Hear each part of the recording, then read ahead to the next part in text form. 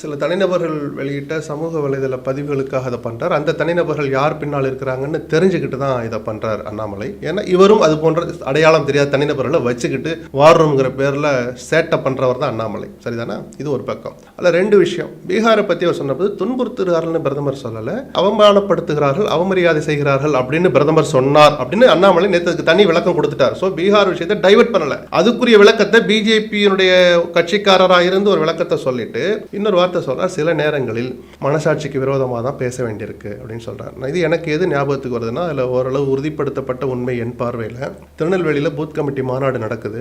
அதில் எல்லோரும் ஆச்சரியப்படுற மாதிரி ஒரு காலத்தில் தற்குறின்னு விமர்சித்த எடப்பாடியை அன்னைக்கு அந்த மேடையில் அண்ணாமலை சொல்றார், அண்ணன் எடப்பாடியை முதலமைச்சராக ஆக்கும் வரை நாம் ஓயக்கூடாது, அந்த அளவுக்கு நாம் தொடர்ந்து உழைக்கணுங்கிறார். அமித்ஷா மேடையில் இருக்கிறார். எனக்கு தெரிஞ்சு அதைத்தான் அவர் மனசாட்சிக்கு விரோதமாக பேசுனதான் நான் நினைக்கிறேன். ஏன்னா இன்னமும் எடப்பாடிக்கும் அண்ணாமலைக்கும் இடையிலான அந்த ஈகோ யுத்தம் முடிவுக்கு வரவே இல்லை. அதை மனசில் வச்சு தான் சொல்கிறார். அந்த எடப்பாடி தூண்டிவிட்டு தான் சில தனிநபர்கள் தனக்கு எதிராக சமூக வலைதளங்களை பதிவிடுறாங்க. அந்த சந்தேகத்தின் அடிப்படையில் தான் அதுக்கு விளக்கம் சொல்லியிருக்கிறதா பார்க்குறோம்.